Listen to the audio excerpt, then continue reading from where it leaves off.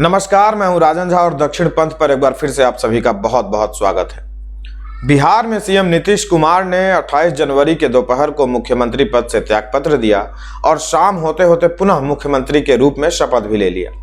इसके बाद से ही नीतीश कुमार की जमकर आलोचना हो रही है। इलेक्ट्रॉनिक मीडिया से लेकर सोशल मीडिया तक नीतीश कुमार के बार बार पलटने को लेकर एक से एक मीम्स शेयर किए जा रहे हैं। नेटिजन्स को कंटेंट तैयार करने के लिए ठीक ठाक टॉपिक मिल गया।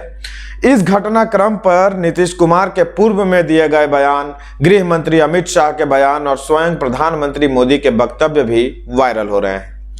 वैसे तो आमतौर पर सीएम पद पर शपथ ग्रहण करने वाले नेता की लोग जमकर प्रशंसा कर रहे होते हैं, लेकिन नीतीश कुमार ऐसे नेता बन गए हैं जिनके शपथ ग्रहण के बाद उनका मजाक उड़ाया जाता है, चुटकुले और मीम शेयर किए जाते हैं। काम भी उन्होंने ऐसा ही किया है। चुनाव लड़े बीजेपी के साथ, मुख्यमंत्री बने और फिर बीच में ही पाला बदलकर धुर विरोधी राजद के साथ सरकार बना लिया। 17 महीने तक सरकार चलती रही। लोकसभा चुनाव से ठीक पहले पाला बदलकर फिर से भाजपा के साथ हो लिए। इस तरह एक बार चुनाव जीतकर उन्होंने 3 बार मुख्यमंत्री पद की शपथ ली। ऐसा रिकॉर्ड भी शायद ही कभी बना हो कि एक सीएम इसलिए त्यागपत्र दे रहा है कि दोबारा सीएम पद की शपथ ले। आपको भी पता ही है कि यह पहला मौका नहीं है जब नीतीश कुमार ने पाला बदला है। नीतीश कुमार ने 2013 में भी पलटी मारी थी। तब भाजपा ने नरेंद्र मोदी को अपना प्रधानमंत्री उम्मीदवार बनाया था। इसके विरोध में नीतीश कुमार एनडीए से अलग हो गए थे।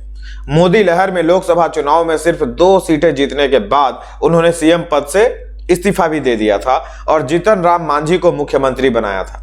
लालू यादव की राजद और कांग्रेस ने जदयू का समर्थन किया। जदयू, कांग्रेस और राजद ने मिलकर महागठबंधन का गठन किया। महागठबंधन ने 2015 में संपन्न बिहार विधानसभा का चुनाव जीत लिया। इससे लालू यादव के उत्तराधिकारी तेजस्वी यादव के लिए राह खुल गई। इसके बाद तेजस्वी यादव उप मुख्यमंत्री बने। इन चुनाव में राजद बड़े दल के रूप में था।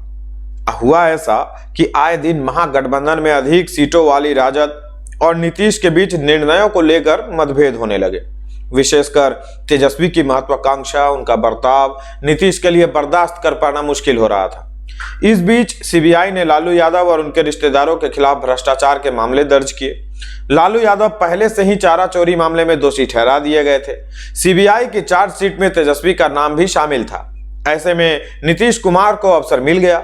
नीतीश ने गठबंधन से संपर्क किया और तेजस्वी यादव का इस्तीफा मांगा। लालू यादव ने इससे इनकार कर दिया। नीतीश को इस बात का और अधिक बुरा लगा और इसके बाद नीतीश कुमार ने 2017 में फिर से पलटी मारी और बीजेपी से हाथ मिला लिया। बीजेपी के साथ मिलकर सरकार बनाई गई। नीतीश कुमार सीएम बने। बीजेपी ने अपने 2 उप मुख्यमंत्री बनवाए, रेणु देवी और तारकिशोर प्रसाद। कार्यकाल पूरा हुआ। 2020 में बिहार विधानसभा के चुनाव संपन्न हुए, जिसमें भाजपा और जदयू की जीत हुई। इस बार हालांकि जदयू अपनी अधिकतर सीटें हार गई और सिर्फ 42 से 43 एमएलए ही जीत सके। भाजपा ने 78 सीटें प्राप्त की। सीएए और एनआरसी के मुद्दे पर नीतीश ने भाजपा से नाराजगी जताई। कुछ दिनों के खींचतान के बाद नीतीश ने अगस्त 2022 में एक बार फिर से एनडीए से अलग होने का निर्णय ले लिया और पलटी मारकर पाला बदल दिया। 9 अगस्त 2022 को नीतीश कुमार ने कहा था कि बीजेपी हमारा अस्तित्व समाप्त करना चाहती है, बीजेपी हमारी पार्टी को खत्म करना चाहती है। इस बात के साथ उन्होंने एनडीए गठबंधन छोड़ दिया था। एक बार फिर से नीतीश ने राजद के साथ मिलकर सरकार बनाई। सीएम का पदभार संभालने के लिए सीएम के पद से त्यागपत्र दे दिया। तेजस्वी यादव डिप्टी सीएम बने वे डिप्टी सीएम, लेकिन इस बार तेजस्वी के काम और बॉडी लैंग्वेज सीएम के तरह थे। एक बार फिर से नीतीश को असहज महसूस होने लगा और उन्होंने पाला बदलने के लिए इस्तीफा दिया और पाला बदलकर पदभार फिर से ग्रहण किया।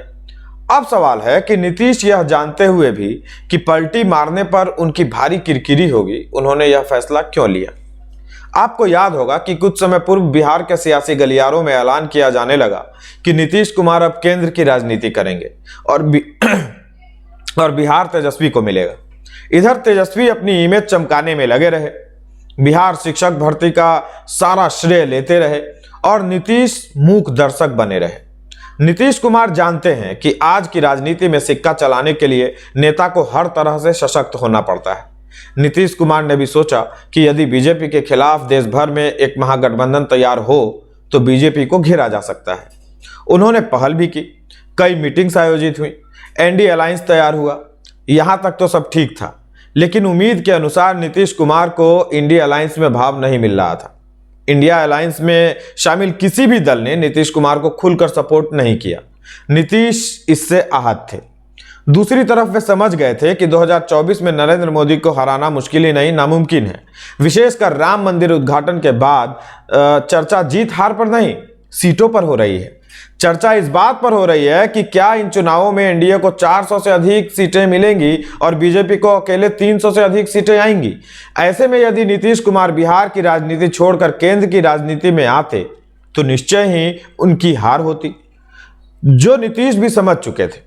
दूसरी तरफ उनके हाथ से बिहार भी निकल जाता।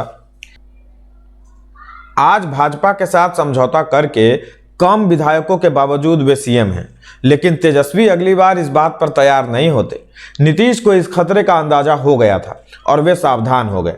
उनको पता है नौ मन तेल होगी न राधा नाचेगी। अर्थात केंद्र में तो पीएम छोड़िए, लीडर ऑफ ऑपोजिशन भी बनने से रहे। इधर तेजस्वी सीएम बनेंगे, जो कि राजद की प्लानिंग भी है। तो नीतीश क्या करते फिर? नीतीश को डर है कि भाजपा के साथ जिन सांसदों ने चुनाव जीता, बिना भाजपा के साथ उनका जीत पाना मुश्किल होगा, क्योंकि हिंदूवादी वोटर राजद और कांग्रेस के साथ गठबंधन वाली पार्टी के उम्मीदवार को वोट देगा नहीं।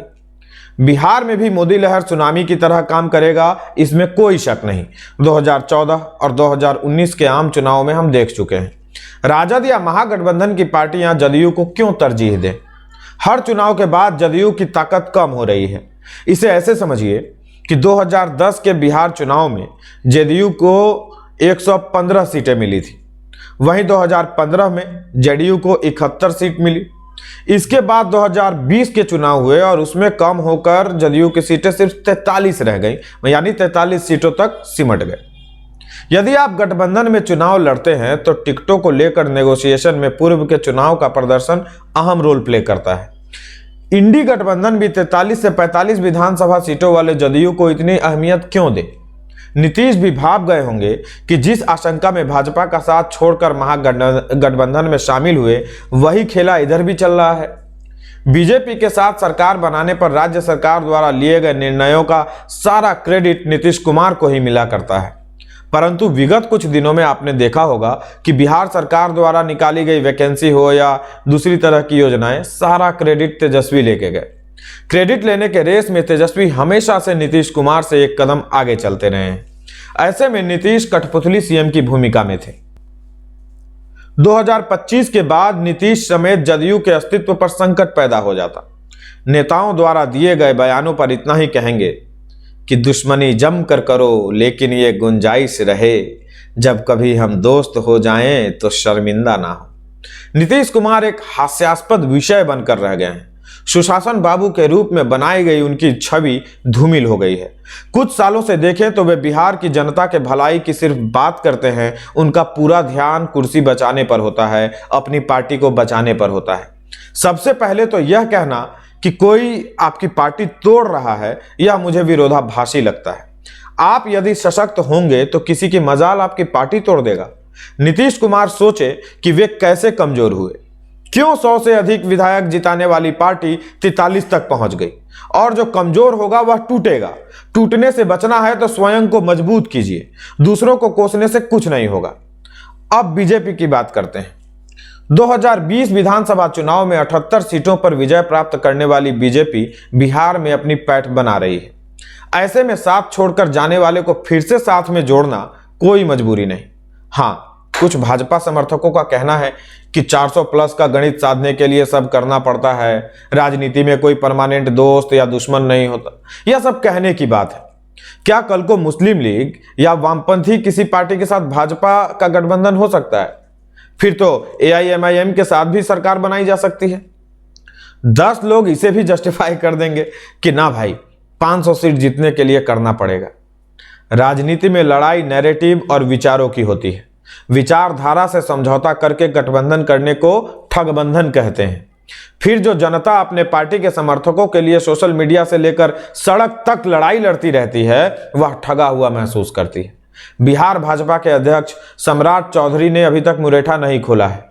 वे अब डिप्टी सीएम हैं, लेकिन नीतीश अब भी सीएम है। उन्होंने कहा था कि नीतीश को गद्दी से उतार कर मुरेठा खोलूंगा। जब उन्होंने कहा था तब वे विपक्ष में थे, आज साथ में सरकार चला रहे हैं।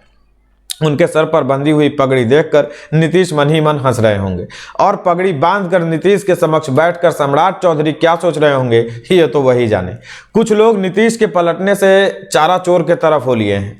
समर्थकों से कुछ नहीं कहना, क्योंकि यह उनकी स्वतंत्रता है, परंतु स्वयं को पत्रकार कहने वाले यूट्यूबर्स को भाजपा विरोध में सजा याफ्ता अपराधियों का पक्ष लेना शोभा नहीं देता। आज के लिए इतना ही, मिलेंगे नए विषय पर नए वीडियो के साथ। आपने वीडियो अंत तक देखा, आपका आभार। अच्छा लगा हो तो दूसरों के साथ शेयर कीजिए, चैनल को सब्सक्राइब कर लीजिए। YouTube से कमाई शुरू होगी तो और भी रिसर्च और जानकारी के साथ बेहतर बेहतर कंटेंट प्रस्तुत करेंगे। फिलहाल सहायता करना चाहते हो तो QR कोड को स्कैन करके सहायता भेज सकते हैं। आपका बहुत बहुत आभार, बहुत बहुत धन्यवाद।